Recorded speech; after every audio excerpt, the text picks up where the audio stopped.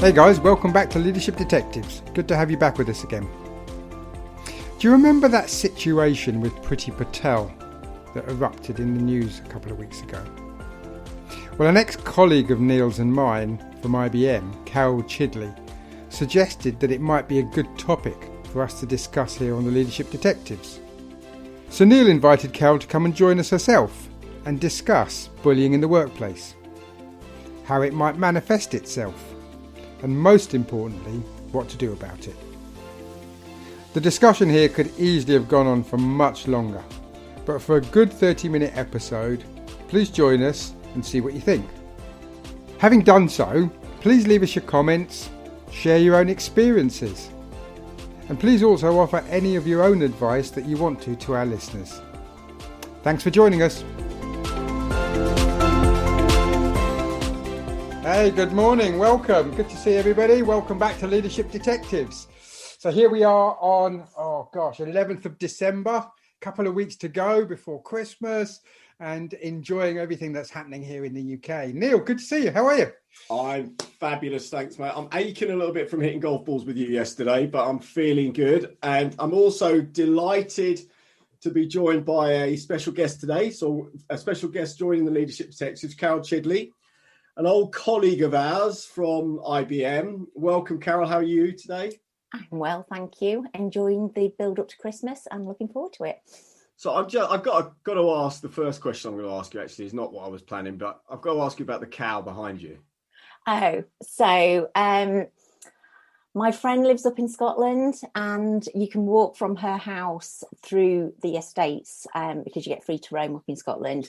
And we saw Highland cows and I just love the fact that they're just so messy and just so solid and just... Yeah, enjoying life. So when I was up at the end, I noticed on Zoom during lockdown that most people's hair started to look like that during lockdown the first time when there were no barbers around. Yeah, I'm now getting very hair conscious, but yeah. So this is a really special conversation for us because you reached out to us after seeing something online on LinkedIn, a story, and we'll go to that story in a minute, and said, this would be a really good topic for the podcast or the Zoomcast. And we basically said, well, why not come on and talk about it? So that's what we're going to talk about. But just so the audience gets to know you a little bit, mm-hmm. If you were a guest at your children's school or university or whatever, and you were being introduced onto stage to an audience of kids or students, how would you want to be introduced that would tell them about you? Okay.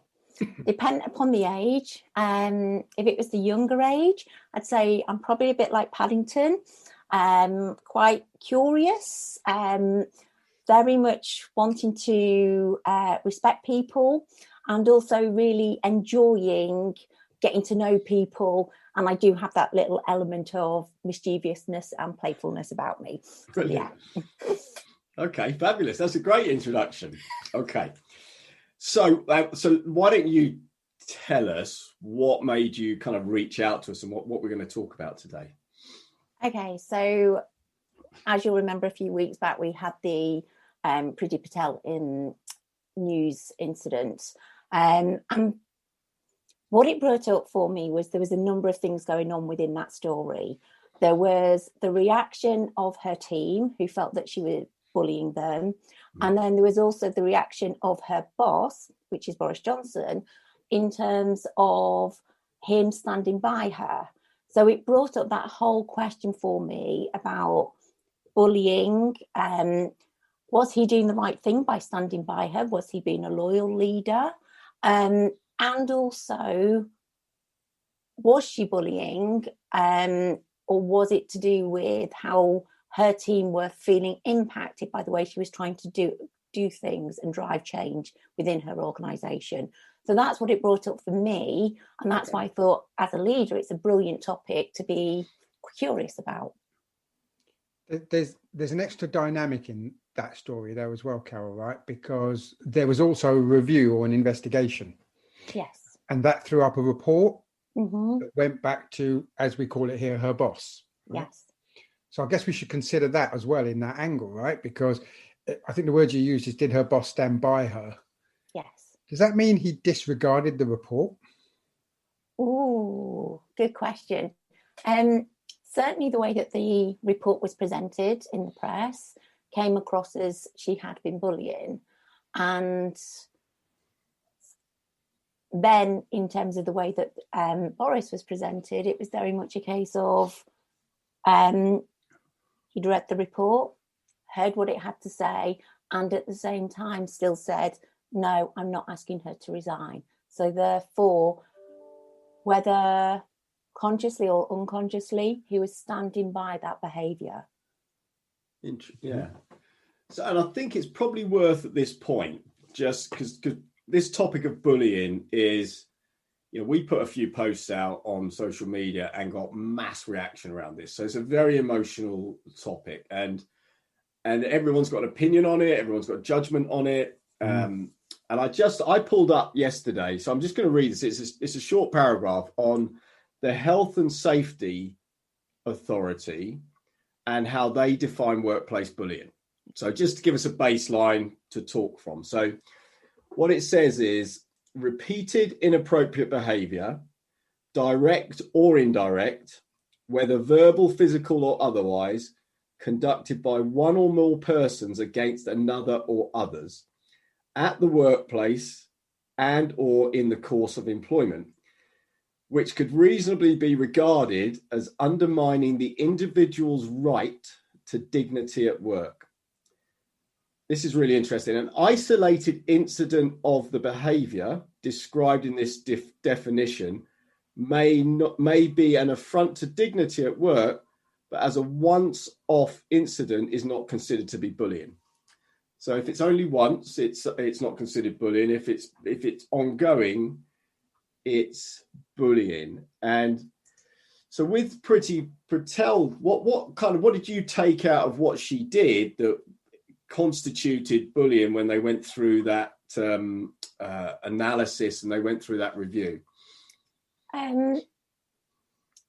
So rather than just concentrating on that particular incident, to me, what you've just referred to there is brilliant, because it talks about the repetition. And to me, that's what microaggressions are.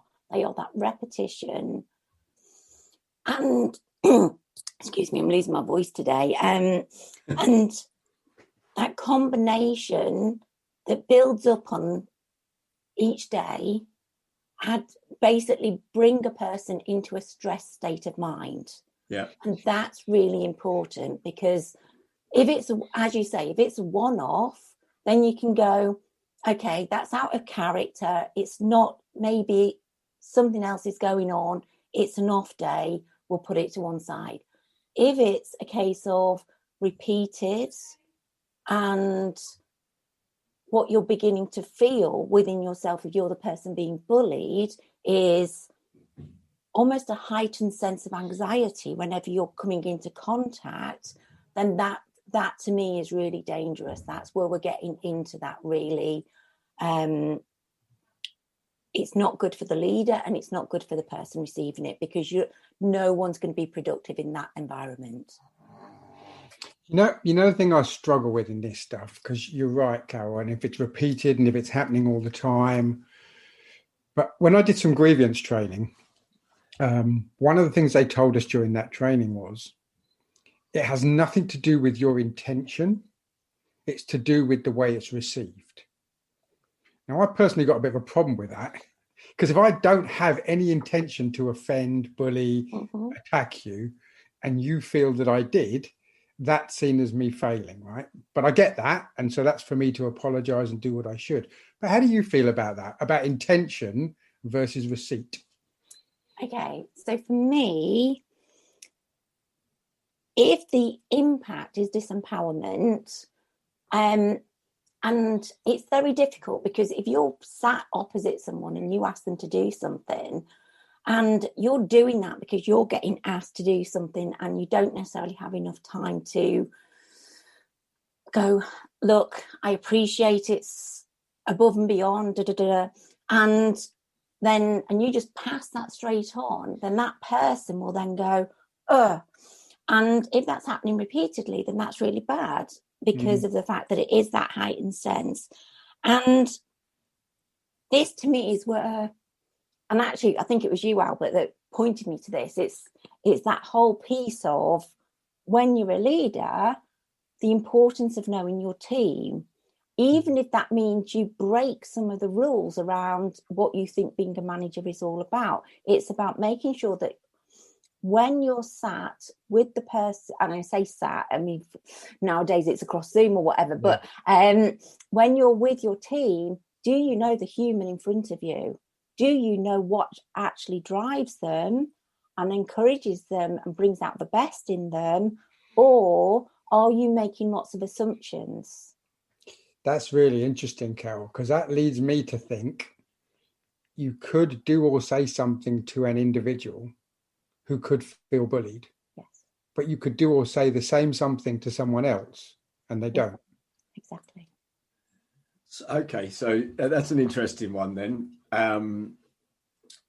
So how does that play out then in determining whether someone is being bullied or not? Because that's about how the person receives it. Mm-hmm. But then I suppose there's an expectation thing as well.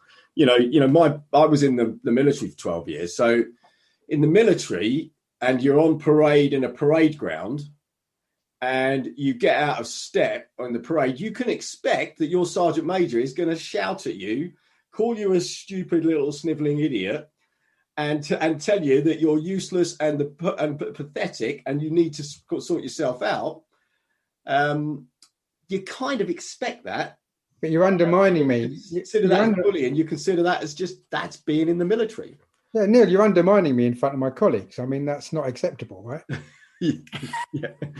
Well, right? It's part of the process, isn't it? So it's a really difficult topic, though, isn't it? So it's how's it received? Yes. And what occurs to me is and this was interesting article in The Sun about this topic. So, The Sun, one of the stand-up papers in the UK, it says, was Priti Patel a bully, or is it just a word lazy gits use to dodge criticism? Yeah.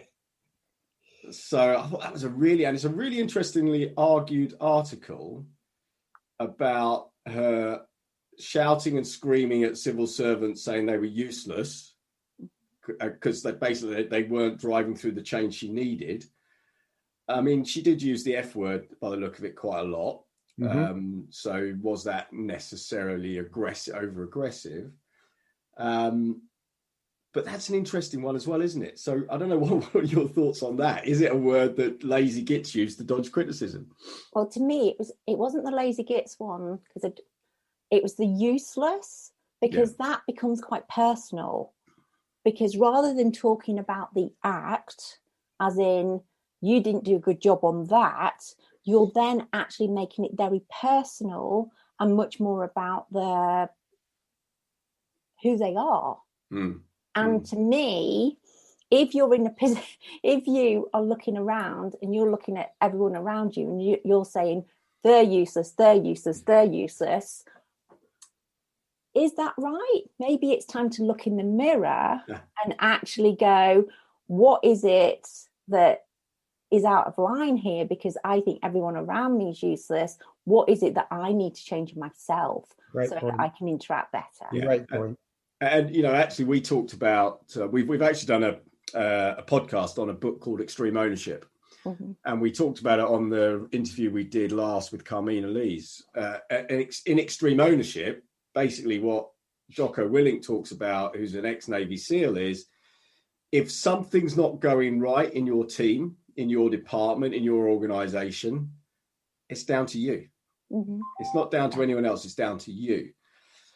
So I think that's an important. So, when we were talking earlier about, so how do you get a team to work better that isn't delivering? Well, one of the ways you do it is you look at yourself. What are you not doing to not inspire or not instruct or not give people the information they need to stop being useless. If you think they're useless, have they not got the skills? Have they not got the right objectives or the right instructions? Or maybe they're not the right people. And actually, the best thing is go and put them somewhere where they could thrive. Yeah, and whatever those things were was probably your responsibility to have had in place, right? Yeah, and there's an organisation called the Arbinger Institute. I know about them because they wrote a book called Leadership and Self-Deception. They've then brought out other books as well, but they bring out some really brilliant points about how, as a leader, you need to basically think about the people around you, and through doing that, that'll bring about the right sorts of behaviours, because you're no longer coming at it from a point of me. It's about going out, having an outward mindset, and through that you'll actually have some really great relationships and interactions, and actually bring about the best in everybody around you. So I guess there's the first leadership lesson in this is it's kind of linked to bullying, but it's more about, look at you first. Mm-hmm. If your team are feeling bullied, which I guess you might not be the first person to know that, but if they feel you're being bullied, then, or you're feeling so frustrated you start shouting at your team, look at yourself first. One of the things I was going to bring up, so slightly just taking a slightly different angle, because one of the things I noticed in a corporate, when I was in a corporate, but also in companies I work with, is the more senior you are, the more pressure comes on you. And actually, I think the more bullying goes on at a more senior level. And I don't know whether, Carol, what's your thoughts on that? It's a really difficult position to be in, because there's almost like an expectation that as you get more senior in the organisation, the amount of things that you are committing to do and you are responsible for increase. And then there's also the aspect of, should you actually be absorbing that, and then you filter out what goes down to the people around you, so that you ensure that even though you may be getting a lot of pressure, you don't necessarily bring that into your team. What you actually do is recognise the strengths within your team and play to those and get them to help support you in the best way. I'd offer that should be irrelevant of your seniority. I'd offer that as a leader, it may be your responsibility to be a buffer, mm-hmm. and to absorb some of that. But it's interesting that you say when you get more senior, is that part of the package then? Does the package actually say salary, bonus, stock options, regular bullying and harassment?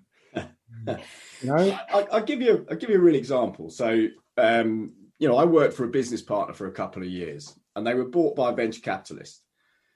And the venture capitalist just wants to drive profit out of business. I was told monthly, because I ran a division there, that if I didn't hit my number, I'd be sacked the next month. That's because these guys are trying to. And I've seen in shareholder meetings, shareholders are saying to chief execs, "Miss your quarterly number this quarter, we're going to vote you out." So is that bullying, or is that just being held to account for your role and your responsibility? Yeah, is that a condition of satisfaction for your job? A condition of satisfaction is you must achieve this, if not, you don't deserve that job anymore. Yeah. What do you think, Carol? It was interesting because when you relayed that story then, Neil, it took me back to, about 20 years ago, when I actually had that whole thing of, if you do not have this in place, it wasn't necessarily my job on the line, but there was the potential impact at what it could mean to the team around me. And I felt very personally responsible. So you're right. It's not just about where your level within the company or seniority. I think it's about your personal responsibility and how much of that you take on.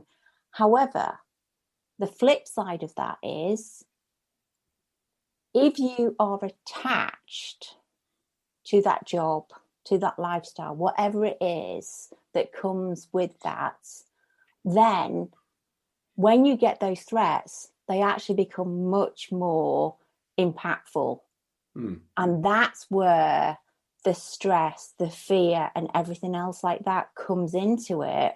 And actually, that's where it then feels more like bullying. Because actually, if someone threatens you and you're like, fine, I can walk out of this job, I can go and get another one, then actually it doesn't feel like bullying. You may still do all the things they're asking because you personally want to do a good job or you feel personally responsible, but you won't feel the same pressure unless you're attached to it. Yeah, I think that's certainly true. I mean, at that particular time in my life, I had two kids, 3 years old and 1 year old, and just a moved house, big mortgage, all that kind of stuff. So there was a certain and a pressure to want to do a great job as well, and want to succeed. But I think everybody feels that nobody wants to be threatened, no matter what level you are. But at some people might not see it as a threat; they might just see it as pointing out your weaknesses or pointing out your failures in your role. Yeah, and I think that that's really important in terms of where you as a person are, how confident you are, what sort of self-esteem you have. And from that then has a big impact in terms of how you receive what's being asked of you, and also the tone of what's being asked. Because, you can say the same question to someone and say, please, can you do this? Or you can say, please, can you do this? So even things that you'll be much more aware of the tone being used, you'll be much more aware of what's being asked of you, depending upon what expectations you have and also what's going on around you. Yeah. I think we shouldn't lose track of what Neil put up earlier on about the Health and Safety Authority's definition, right? So which could reasonably be regarded as undermining the individual's right to dignity at work. Now, you have to believe that if you're a leader, you must have personal perception of the effect you're having on an individual. Yes. Come on, you're a leader of people. If you can't recognize the effect you're having on somebody, then you need to go on some development, or you need to be doing a different job. Maybe go join sales. Right? It's really important that we recognize that if somebody says, I didn't know I was having that effect, something needs to be done to make sure that next time you would know that you're having that effect. So either they need to indicate to you, right? Or you, but I just struggle with the fact that a leader doesn't have the perception. Look, we won't always spot it. You might just miss the signals, right? But if someone's crying in the corner, there's a reasonable chance they weren't comfortable with what you just said to them, right? Now, it might be more subtle than that. You might not notice it. It comes back to this repeated thing. If it just happened as a one-off, extra pressure on me this quarter, I'm getting some extra grief, and I lashed out. That's wrong, but I did. But if I lash out monthly and weekly, that's beyond, right? But that brings up a really interesting point. So we know about the Johara's window of, so everybody has things that they know about themselves and everybody else knows about them. There'll be things that are blind spots to them. So do they have the support around them so that if they aren't aware of the impact that they're having, even if the person themselves can't come directly to them, can other people come to them to say, are you aware of what you're doing there? You might want to rethink that. Do they have that sort of support, either from their team, their peers, or even from their bosses, to help make sure that they are aware of their impact? So I think there's definitely, one of the thoughts going through my head actually is that some of the leaders that I've worked in who you would put in the bullying category haven't got a clue they're doing it. There's no self-perception there. They're just that kind of character where they just want everybody else to feel inferior, but they don't think of it as bullying. Or they would call themselves pace setters, and everybody needs to keep up with me. Yeah. I'd just like to take this down a slightly different angle as well, just to bring in another element to this conversation. So if that's okay, the one of the things as a leader, because this is all about leadership clues. So if you let's say you have a manager within your organization who's accused of bullying by their employees, and you get HR to do an investigation or whatever the process is, and then that gets presented to you as a leader. Mhm. How do you think that should be handled? So there's a number of things that come up for me for that. One, I think it's very important to be seen to be acting on what's been fed back to you, so that it's not, there is a perception of this is not acceptable behaviour. Even if it was unintended, we do not want our employees to feel stressed and fearful when they come into the workplace. That isn't what we want. So one, it's be seen to be acting on it.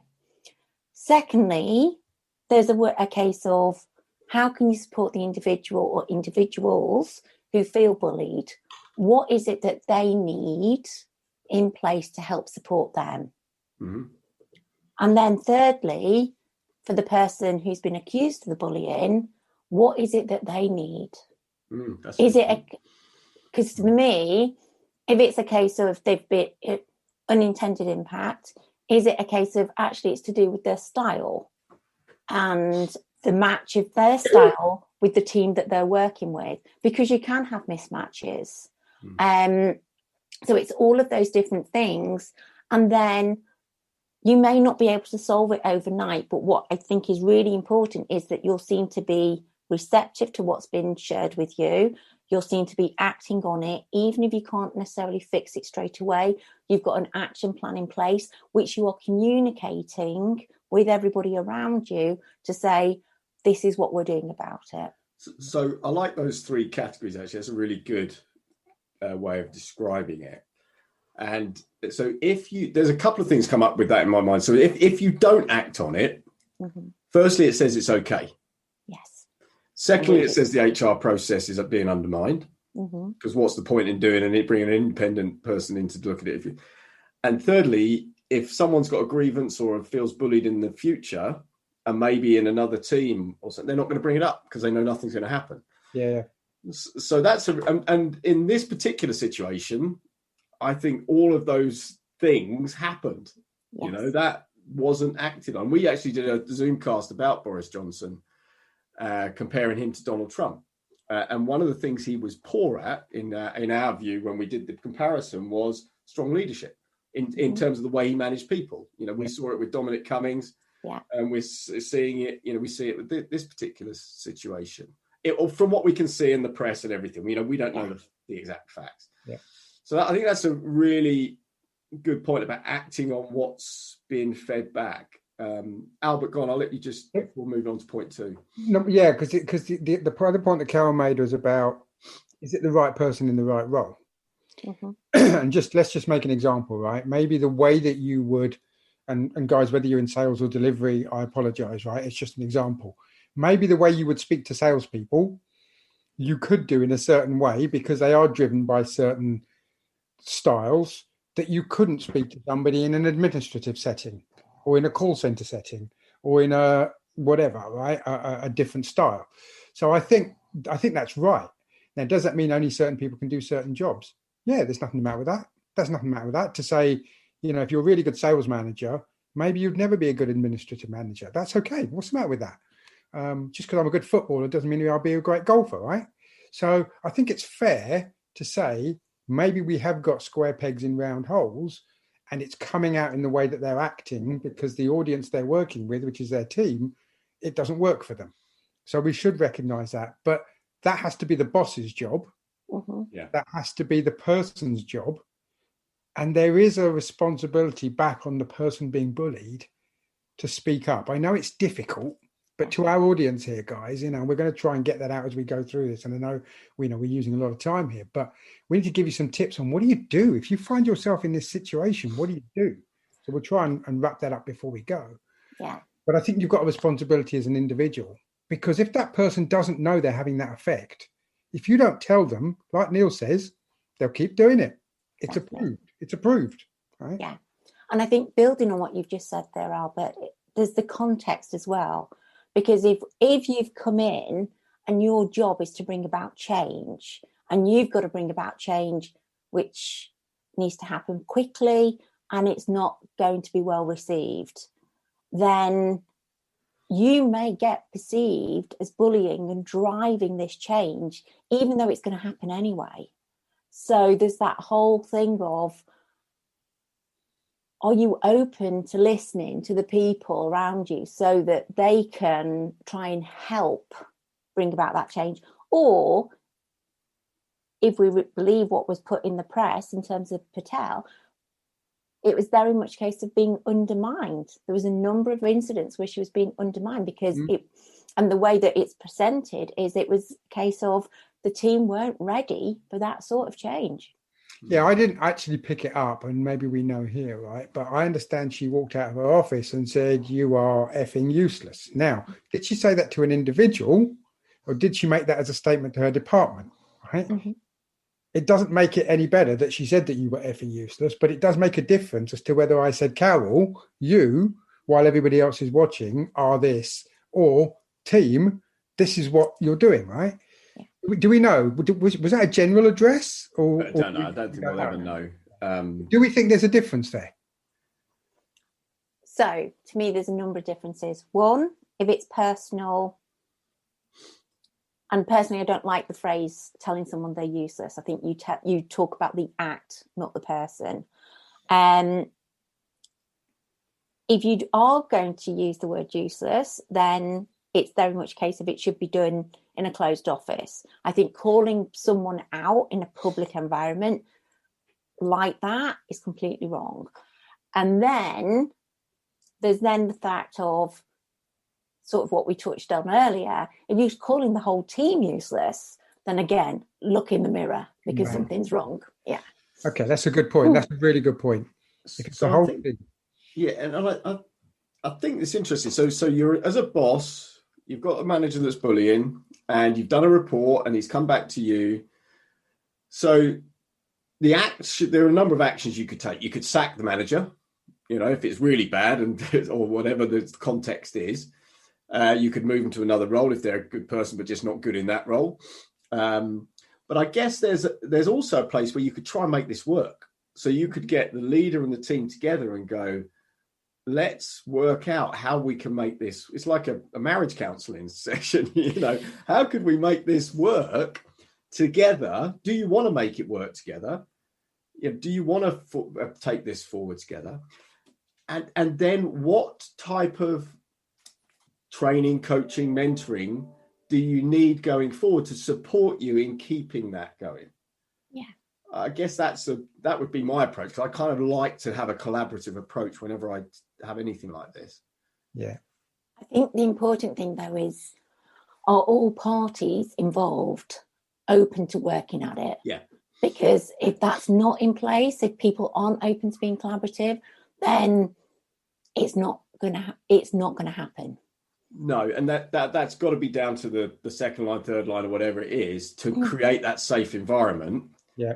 So that the team feel comfortable being able to say what they need to say, and the boss feeling comfortable that they feel the manager, whoever is involved, being comfortable.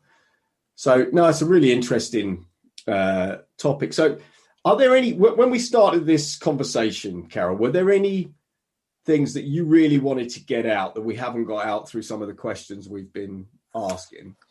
I think we've touched on a lot of the things. So it's about, is what you're saying perceived as constructive or destructive? Mm-hmm. What language are you using? Because let's be honest, the language you use defines a lot of behaviour, and also how it's perceived. Is it happening repeatedly? And then are you, as a leader, seeing the people in front of you? Now, that's all very much a case of focusing on the leader, looking at the other side of it as the person who may be feeling bullied. If you're in a position where you've got the impact of feeling disempowered, or you've got shame or fear because you've got an attachment and you are worried about the potential loss of job or prestige or whatever it may be, if you're in a position, because let me just take a step back. If you're feeling shame or fear, then that's very much an internal process. So therefore, it's really important to recognise the fact that other people around you may not necessarily be feeling that same thing. So while you're in a position where you can take a step back, recognise what's going on, and then actually reconnect to the power that you have within yourself. Now, in that particular situation, you may not be able to. Mm-hmm. If you are in a position to act on it, please do. It's really important that if you feel that you are being bullied or you feel that you're being triggered in any way, share that with your manager, leader, or with your peers so that it can be acted on. If you're not able to in that particular circumstance, what things do you need to put in place so that doesn't happen again? So that way you're learning from it, and you're then in the position of trying to help put the boundaries in place so that you won't have that feeling of being bullied in the future. Those are the main things I wanted to get out. I think the key thing that in all the stuff that you said there, and there's some great advice there, Carol, and I'm sure for some people this would be quite overwhelming, right? But I think the key thing is doing nothing isn't the answer, right? So you've got to do something, and the minimum you've got to do is you've got to talk to someone. Now, great to talk to the person who you feel is bullying you, but if you really feel you cannot face that, you've got to talk to somebody else. Now, that could be a peer, that could be HR, that could be your partner, but your partner's not going to help fix it at work, right? So you've got to take action if you want it to change. If you want it to change, right? And that's probably the best piece of advice we can give to somebody here, is you've just got to talk to somebody and share that with someone to get a view and to make sure someone else knows it's happening. They might put a spin on it that makes you see it differently, by the way. I'm not saying it approves what's been happening, but you might be seeing something strangely, right? Or they might go, you're dead right. Guess what? That person does it to me as well, right? Yeah. And then you can feel you've got an ally in your cause as well, right? Not you now going to hang someone, but you now don't feel it's just you, right? Yes. But so the key thing is talk to someone. Yeah. It's such a big topic, this, actually, and we could probably go on for another hour easily talking about it. And so let's kind of wrap up, shall we, with a few quick fire. Can I just come back and ask one quick question? Yeah, go on, mate. Yeah. Carol, was Priti Patel bullying anyone? Oh. In your opinion, was she a bully? In your opinion? For this call, by the way, guys, it's Carol's opinion, right? Okay. By calling people, as opposed to the act, useless, then yes. Okay. Because it makes it personal.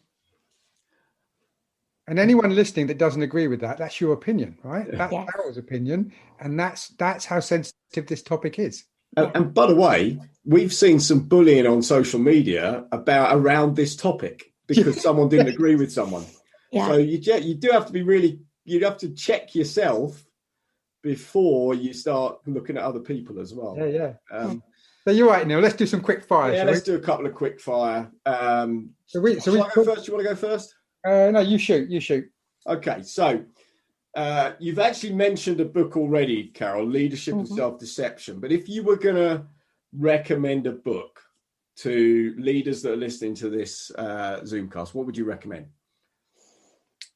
My other favourite book is The 4 Agreements.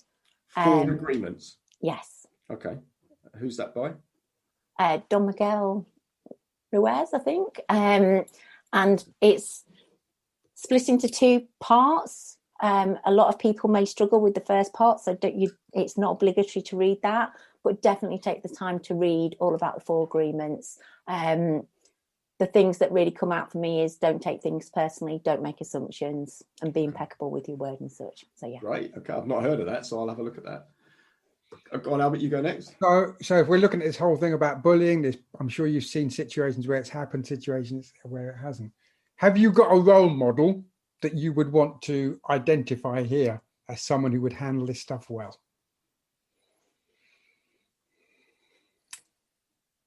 Repeat the question, please, Albert. Have you got a role model in leadership that you would identify as managing well their behavior and not being bullying or managing a bullying situation?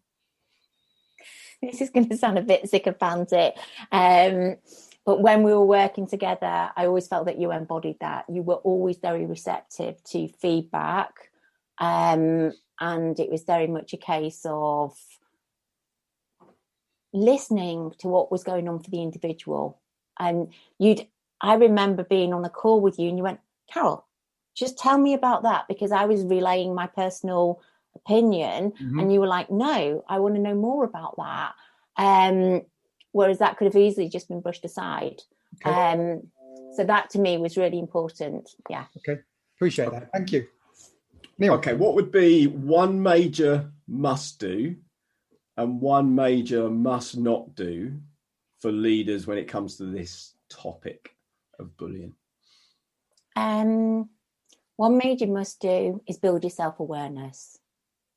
Okay. Because the more you build your self-awareness, the more you become aware of how you are, and also more about your impact, intended and unintended. The major must not do for me, I think, is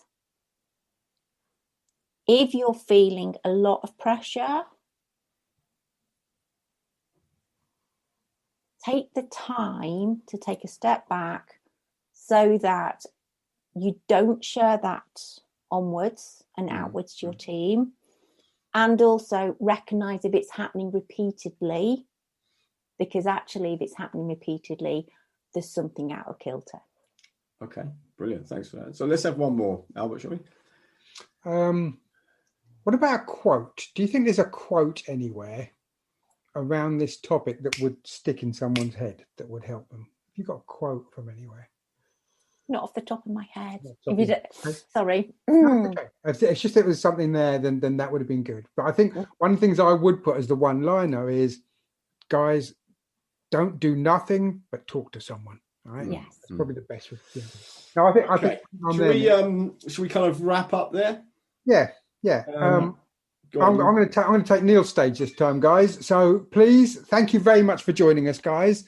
Before we thank Carol overall, let me just say, guys, please give us your comments, give us your feedback. This is a very emotional topic, but we'd love to hear what you think as well. So give us your comments, give us your likes, give us your ratings on the podcast. And if you're not subscribed already, then please hit the button down there and subscribe. Neil and I got some more work planned for the next few days. 11th of December now. We've got some planned over the rest of December and into the new year. So if you've subscribed, then obviously you'll get notification of that. So thank you very much for joining us. Neil, I'll leave you to close with Carol. Okay. Carol, I'll let you have any closing words you'd like to make. A huge thank you, because it was absolutely brilliant in terms of being able to share with you that something that made me feel really passionate, and also, Neil, you making me act on it as well. So thank you for actually making me do that. And it's just brilliant to get the opportunity to work with you both again. So thank you so much. No, thanks, Carol. Thank you for joining us, and thanks for bringing this topic up, because it's a great topic, and really, really appreciate you spending the time on this.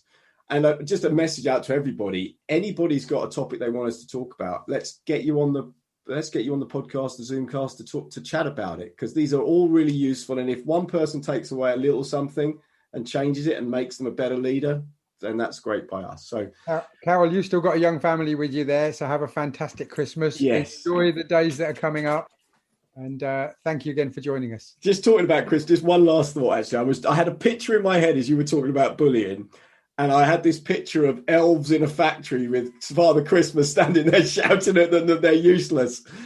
But I'll leave that with you as we now close. But great to see you all. Cheers. Take care. Thank you all. Take care. Bye.